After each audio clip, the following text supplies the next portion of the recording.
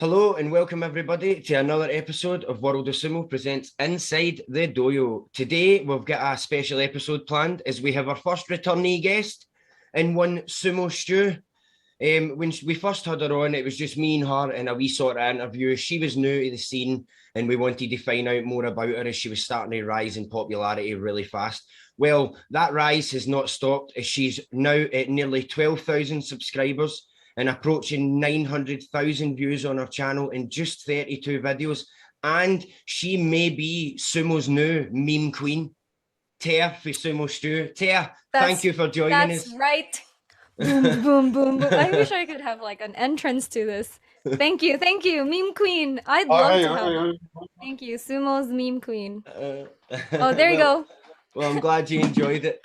Oh, John's got the drum out. Everybody, wait there. Wait there. Sumo's meme queen, Ter of Sumostew.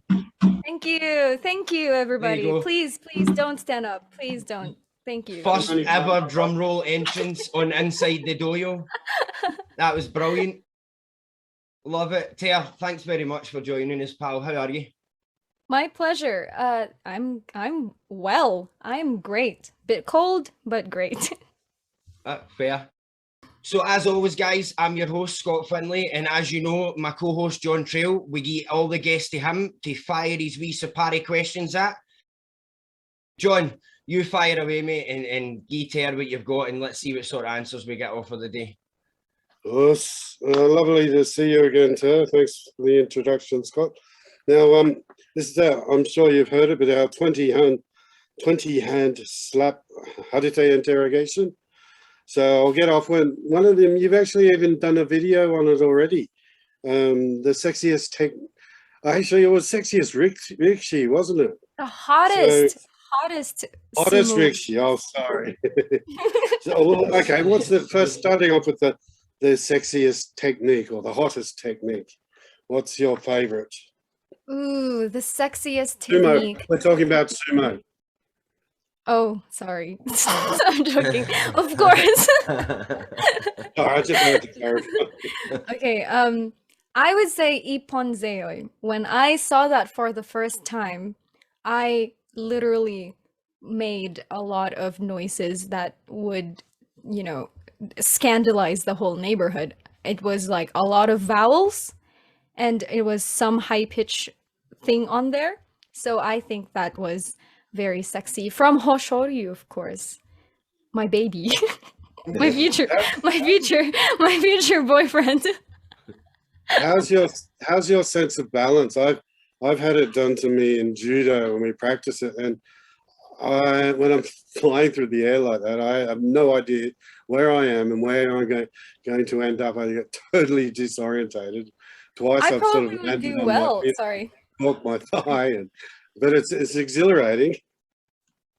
I probably would do well because I do ballet. So if we usually throw people, like not really throw people in the air, but we do have some moves where we do get lifted and twirl around all the time.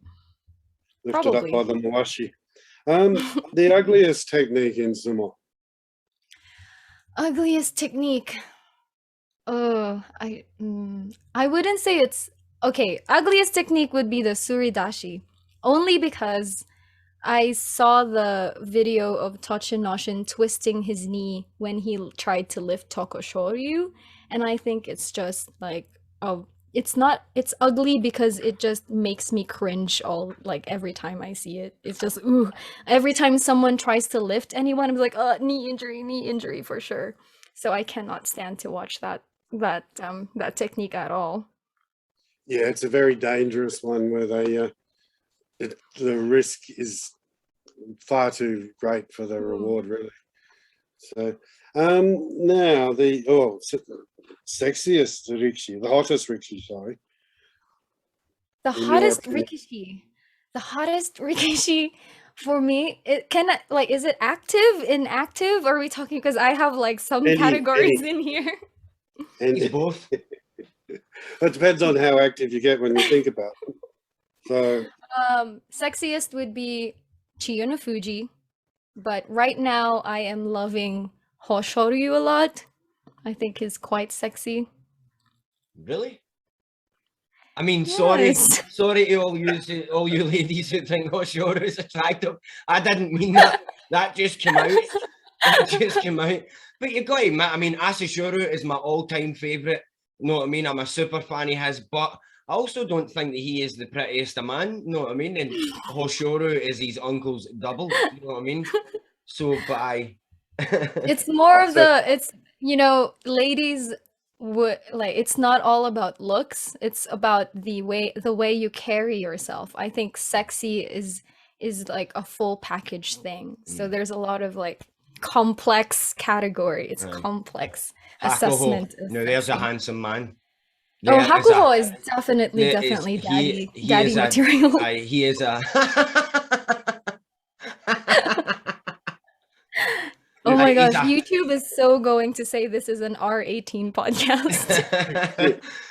No, we're gender neutral here, thanks. You've seen him jumping off the boat in his fundoshi, haven't you? Oh yeah, I I just did. showed That's- you running up the beach. Although that towel was very small. I'm joking. Oh my god. Please edit that out. Nope. It's called a fundoshi, so loincloth, and they tease the junior attendants, the deshi, and call them fundoshi katsugi, who's like carrier of the loincloth. It's kind of an insult, sumo insult. And the most unsexy rikshi, or the most aesthetically challenged rikshi. I wouldn't. Okay. I would say Koto no Waka only because I'm not sure if I can talk about this, but his chest area reminds me a lot of sponge cake. And so whenever I see him, I just become really hungry for a sponge cake. Like his chest is just so smooth, and just the way that it's like the bumps and all of that, it's just and it's also like very bouncy. It's aesthetically pleasing. It's like sponge cake is a yummy thing, but if you see it on a sumo wrestler's chest, it just gives me a different weird feeling. Like, why am I You doing mean a this? roll cake? A roll cake or a A sponge cake? sponge cake. A sponge, like the really smooth Japanese sponge cake. That reminds me of. Right, so now that we know what rikishi you would like to eat, what rikishi do you think's ugly? Ugly. Oh, ugly. Oh, I don't know. I don't Who's have- Koto no Waka, by the way? I feel that bad for him. I know I just No, called Koto no Hoshoro Waka ugly, only but because still. of his. It's only because he gives me weird. Like, I become so confused whenever I see him because he just reminds me of sponge cake.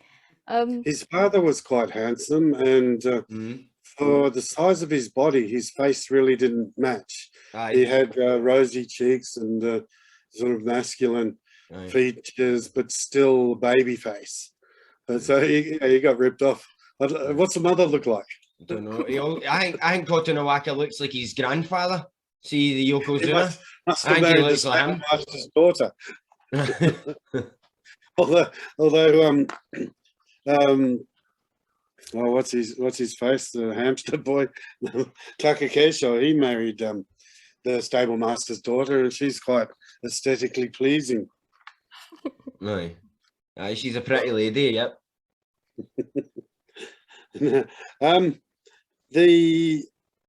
The best Japanese commentator, but how about the best overall commentator in sumo?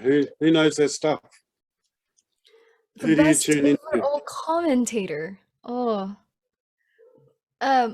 Ooh, there's this guy. I actually don't know his name, but when I was editing the videos, it's not Murray. I don't like Murray. he's just I always call him the bare minimum, like tired of this shit commentator. Like he's just so tired of like why am I here kind of commentator. There's You think that's Ross? Hiro. There's Hiro. There's the other guy, and then there's this guy with just like a British accent but with a deep voice. I don't know who's his name though, and he doesn't really come on that much. Oh, is it? It's not Dave Shapiro or something from a long time ago.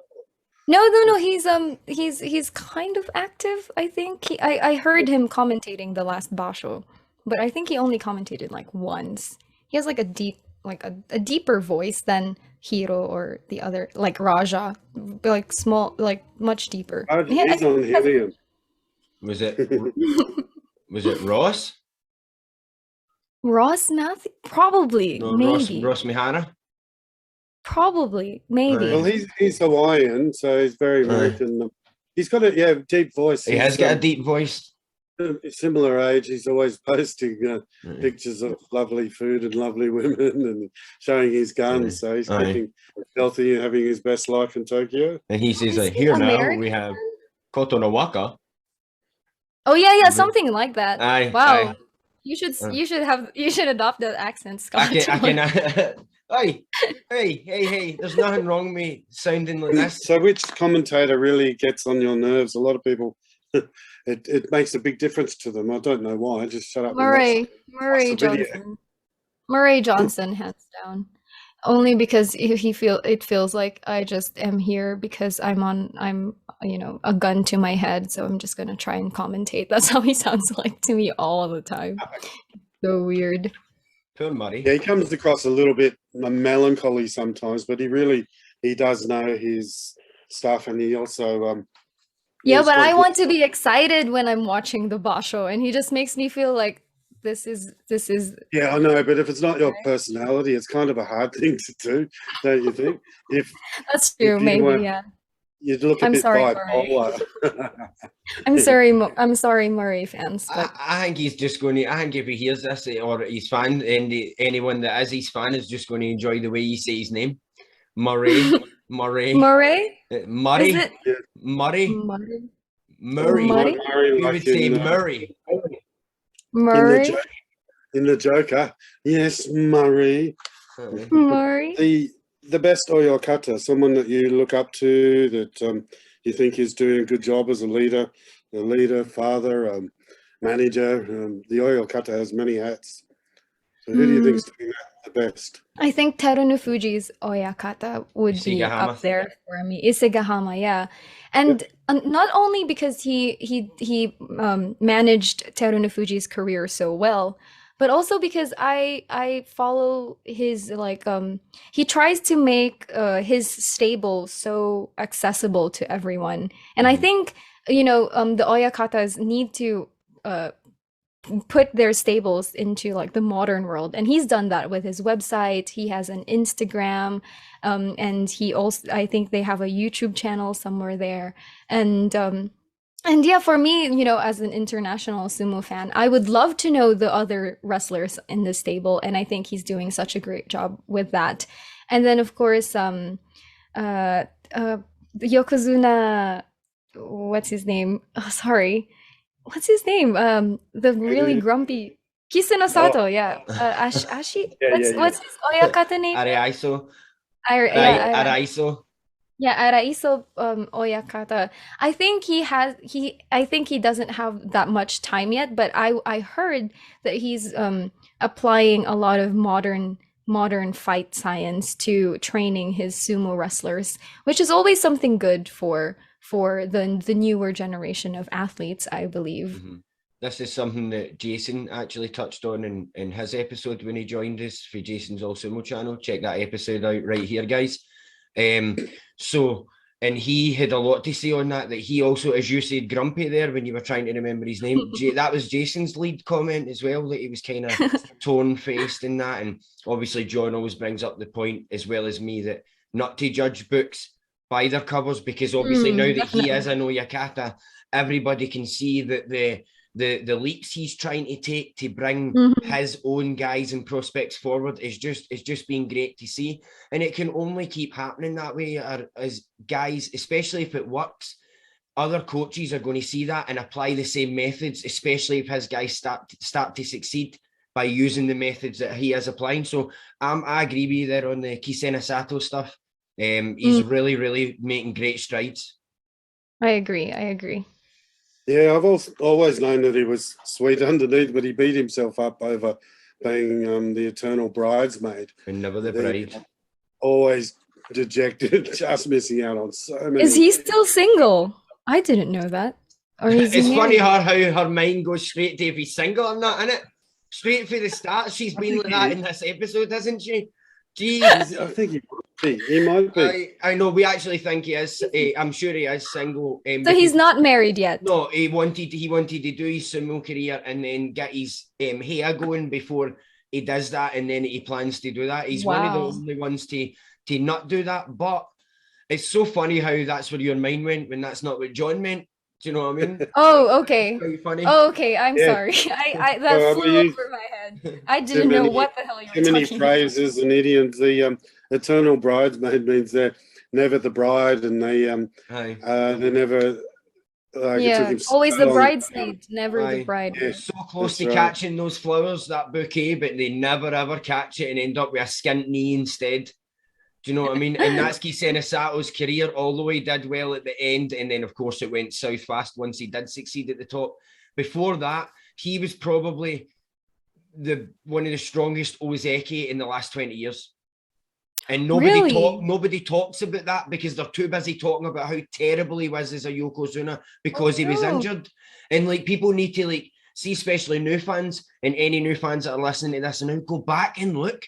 He didn't win Yusho, but he was always getting the junior show. He was always second and third, and he was always beating the best. And he was one of the best. He was just always, the Mongolians were just too ferocious. And they have been for 20 years. There's no shame in losing to the Mongolians at the top of the game because they're at a different level than everybody else right now. Hence why they dominate the sport now for over 20 years since Asashoru started it or since the guys for the 90s. You know what I mean? The Hawaiians did great and dominated, but they managed, 10 years? The Mongolians have doubled that now. That's a different level. Mongolians are different athletes. There's no shame in Kisena Sato coming second best to the likes of Kakeru, Harima Fuji, you know what I mean? All of these guys. And he was one of the only guys to put Ter of Fuji in his place as an ozeki. Do you know what It's I mean? actually it's on my list actually. I want to research on Kisena Sato because obviously I became a fan. He's already out. He's already been retired and I want to know more about him and I'm going to definitely introduce that to new fans that watch my channel as well. So wow, shameless plug. Watch out. Watch out. No, that's what you're here for, mate. Plug away, you're fine. All right. The most ineffective oyakata, the one who really can't keep his monkeys in a cage or whatever, the one that... these are like so deep in the lore of sumo that I still don't actually know. But I would say the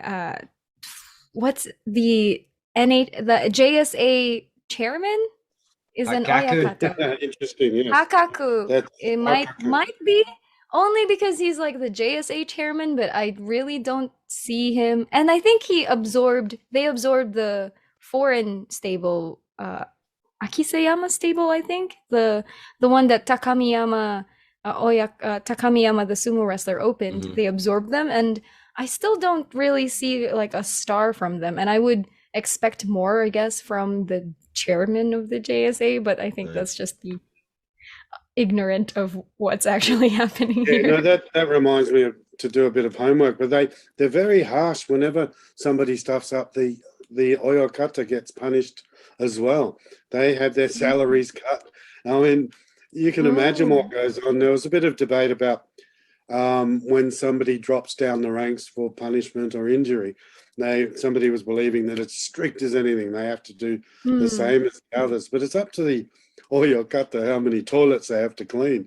But you can imagine if somebody's done something terrible, I would have been, and it cost you money, I would make him my bitch for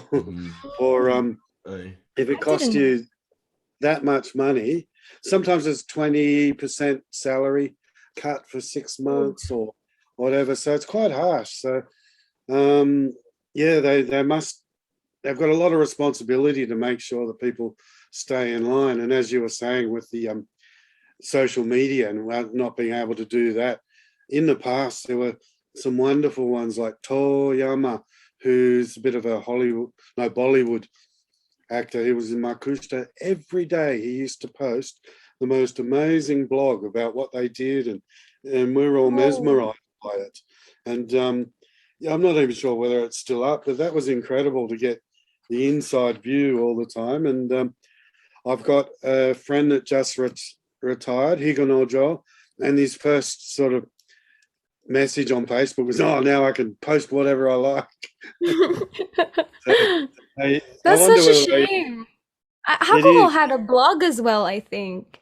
And I saw Hakuho's Instagram too, and he was posting like things that he was doing. It was such like a great gift to sumo fans. But I think maybe in the future, I think the NHK YouTube channel, and they're so active now compared to like just a couple of months ago when I was just starting.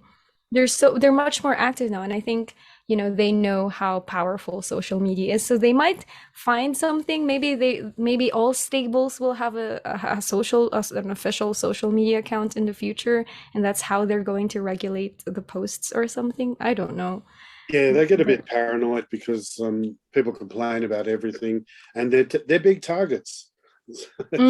that's true. Yeah. Yeah, when they go out, people probably want to pick fights and things. So, this one you should be able to answer because there's been even in the time you've been watching, there've been quite a few. So the most memorable or controversial bouts for you?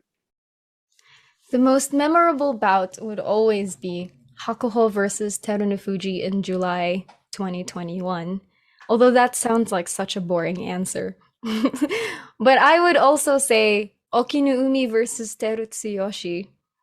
There was this one thing where I just I've been an Okinu fan, but but when I saw Okinu versus Terutsuyoshi, that bout just made me think, oh, Akinumi is actually such a technical, really good technically, like a sumo wrestler. And now I can actually know what the technical side of sumo now is.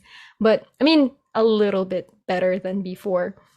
But when I saw that, it was just so great. Like Terutsuyoshi ducked down and tried to like do this weird henka thing, and then he tried to ashitori, leg pick him. But Okinumi just had this really good defense and counter to all Terutsuyoshi's moves. And I said to myself like, wow, the strategy that he went in, like I feel like he actually foreseen that before the bout happened, and it was just so memorable for me because that made me an Okinumi fan forever. Okinumi Yusho, I still believe it. Yeah, well, that was one of Jason's answer, but that was why he was calling Hakaku the worst oyakata because of he thinks Okinomi's not reaching his full potential. Oh, he's under Hakaku's stable. I didn't know that. Yeah. I didn't know that. Oh my god, I'm so terrible. No, it's all right. Now the funniest bout for you, and no wardrobe malfunctions, please. I've never seen a wardrobe malfunction, actually. Not yet, though. No, it's actually harder than it looks. I would say Terunofuji versus Meisei, I think, or Daisho. But there was this bout against Terunofuji, and he had the kinbushi, I think, at that time, and his bandages were just like flying off, and I thought that was just really fun. That's Daisho, right? Oh, yeah. So he like their bandages were coming off. I'm like, oh my god, they're just stripping each other out now. It was just so funny to me. And of course, Tobizaru versus Hakuho, but that was just like a WTF moment. I thought it was weird, but not really that funny. But bandages flying off of the Dohyo was quite funny. Yeah. No, I've seen those standoffs quite a lot. And it depends on which side you're on, well, the way you interpret it. People go, oh, Hakuho was standing there, didn't know what to do. And it's like, Hakuho was, yeah, come on, mate. Give us what you got. And the smaller guys always trying to keep them guessing. So, yeah, to me, I like it because the bout goes longer and sometimes it ends with a win and quite spectacular or they get swatted like flies. I think it just showed how Hakuho was such a seasoned wrestler, the way that he handled the oddness, the strangeness of that bout. And then the next day, what blew my mind is that he was like he showed how Tobizaru's thing would have, I'm gonna show you what Tobizaru tried to do, and then he like stepped off so far from the line, and then he just, it was just like Hakuho is just so amazing at that point. I'm so happy I was already a sumo fan when I saw him when he had his last tournament. It was such a blessing and a curse to me as well, because I couldn't see him anymore again. Yeah, some people say it was showing off, but to me it was it was an ultimate up yours to everybody to show how he can be cheeky and still be in total control. Now, the Rikishi with the best sense of humor, who makes you laugh? I think although he does it, he doesn't really try to make me laugh, I guess. I don't think this is, but I always find Ura like he just makes me feel happy all the time whenever I see him. Like it just like I don't know what's up with him, but every time I see Ura, I'm like, oh, this is like he just cheers me up. I guess that doesn't mean he's humorous though. I'll say Abby, which is very controversial. I like Abby's sense of humor though. I think it's a bit edgy. I think he just doesn't give any fucks, and although that did give him some trouble, but I think that was Ryuden. Ryuden gave too many fucks. And there we have it. That's right. There we have it. He was going around the block. Aye, he was. Yeah, we love Ura. I was saying you'd give Ura the last cookie with I know, it's just so cute. One of the other guys goes, I'd feel bad that I didn't have more cookies to give him. Here, see the last couple of bouts he had there in November, he was choking to pump his fist. So he watched just the end of his bout, twice his hand goes to go up. He controls it better the second time, but because he's just, and you're right, he's just happy to be there. Like he's a wee dog that knows he's on his way to the dog park. Like, I know where I'm going, and he's just super chuffed to be there. And if he gets a win, then he gets to say, see, this is why I'm super chuffed to be here. Do you know what I mean? Yeah, I don't know. I just like him because I feel like he wears his heart on his sleeves, and I can feel his nervousness. I can feel the way that he's just so expressive, and he always cheers me up whenever I see him. I just posted a whole lot of photos of Ura for a lady who likes him, and when he won the World Combat Games and he had his both arms up in the air, he was very happy. But I can't find them. That's what Facebook does. I think it does something with them and sells them off and then puts them back on there if someone wants to look at them. Who's the most overrated Rikishi in your opinion? Most overrated Rikishi is Shodai. that came out really fast. Oh, I wonder where that's because it's really true. Yeah. I think he's overrated.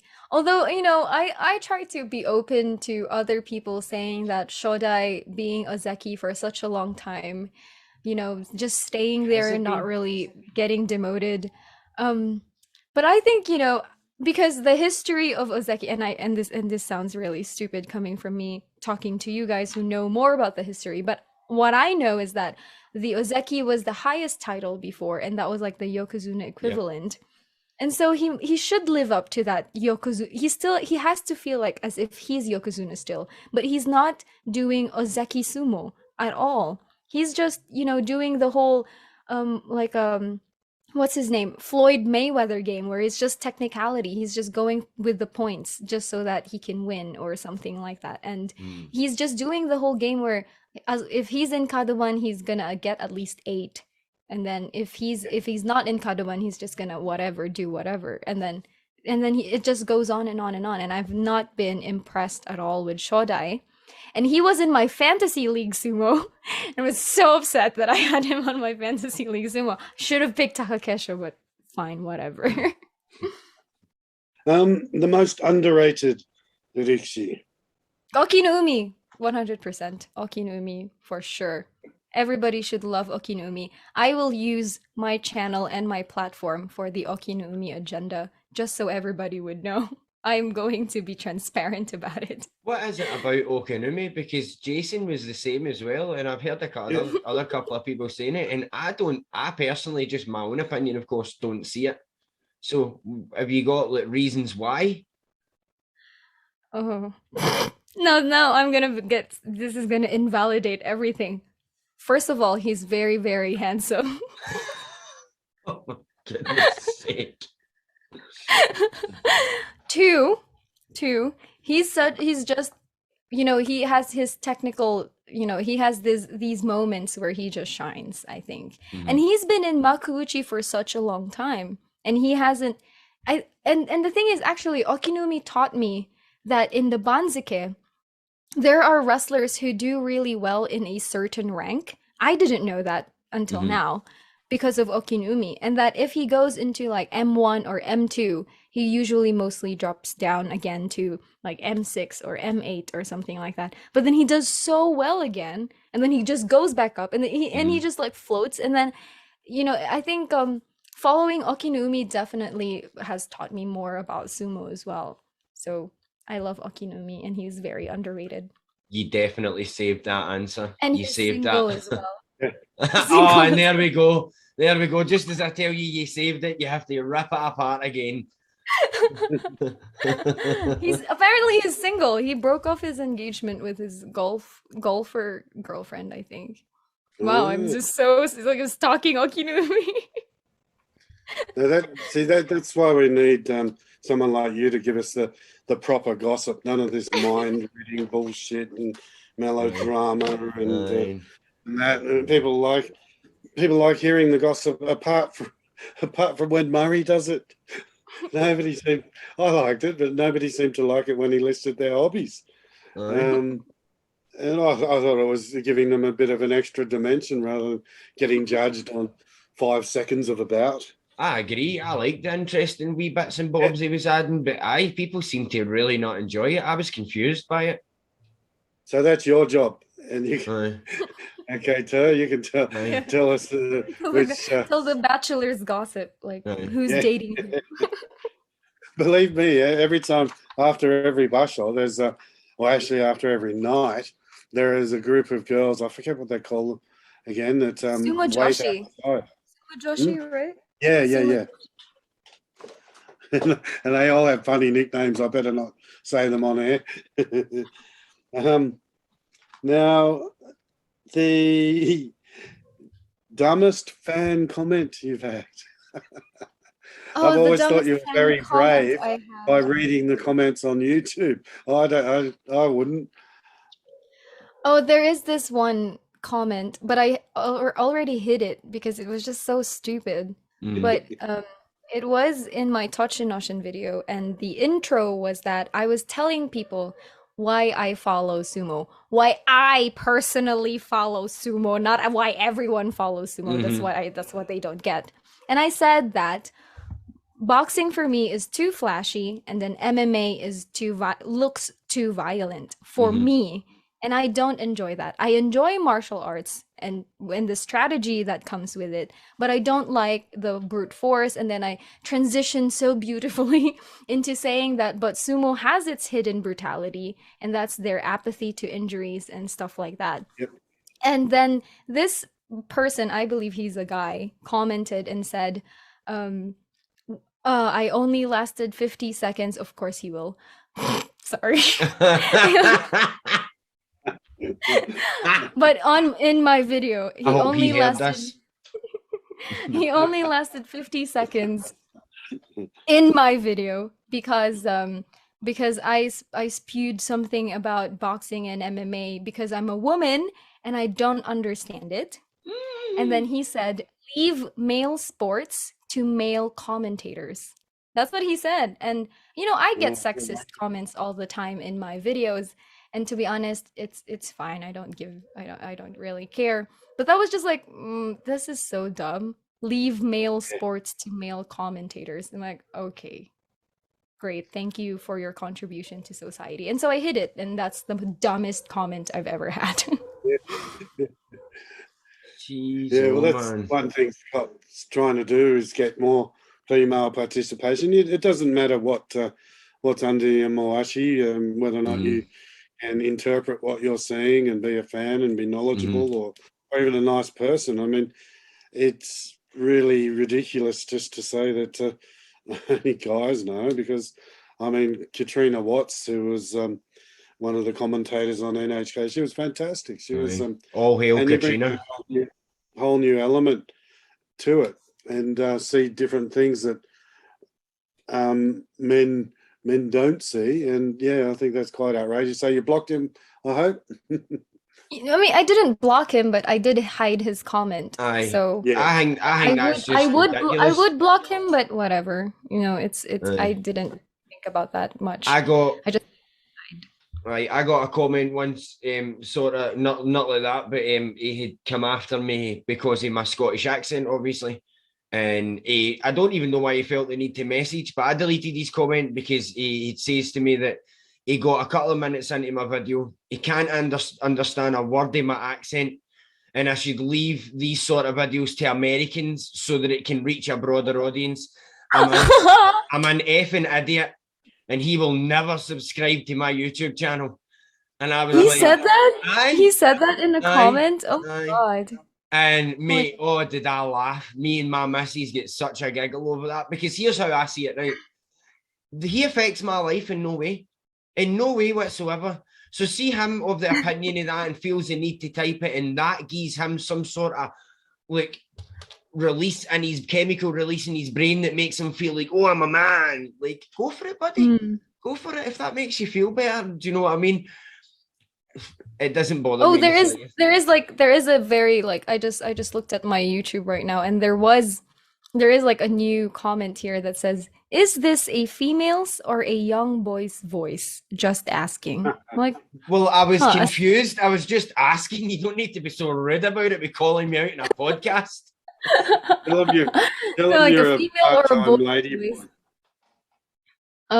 But anyway, I think I try not to read the comments, but I do love whenever I post a video, I can't help it. I want to see how people react to it, and especially I love reading fan comments from new fans that say, "Oh, I'm just discovering sumo." And I always try to comment back to them. It's like, "Welcome to the journey. I'm so happy you're here. Like, we can both discover it together.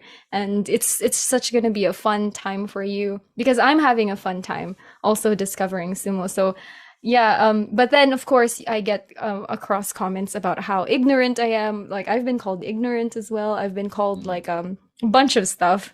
Like, why am I even doing this? And oh, there's also one that said, "Are you unemployed? Because someone wouldn't be doing this off of the bat if they had work." And I'm like, okay, thanks. I'm sorry. Rude. That is super rude and untrue. By the way, if you're listening, if you're one of those people and you're listening to this, rude. Yeah. My God. That's what Chuck Norris says. If I wanted your opinion, I would have beaten it out of you. Aye. It's yeah, some people really see the need to say how they feel about it. But what we like about what you're doing is you're making people think a little bit more about what they're watching and interpreting, or someone else's superficial ideas. You're going a bit deeper into Japan, because I find, I mean, as long as I've been doing sumo and in the sumo world, like 30 years, I'll still find something new. Even if it's a newbie question, I will find something extra to add to it. Yep. There are some grumpy people that just like to correct others to make themselves feel better, but what's the point in just showing off and trying to make sumo exclusive? It's not. You can help everyone at any stage and find out something new yourself, because it keeps getting deeper and deeper and deeper the more you learn about it.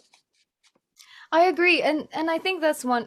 I said this before in the interview with Scott, but that's definitely one of my target, is that, you know, sumo becomes accessible. Because when I was a new fan, it definitely wasn't, or it felt that way to me. Like, just personally speaking, it was so difficult to follow all of this information. And of course, people are using Japanese words that I obviously don't know.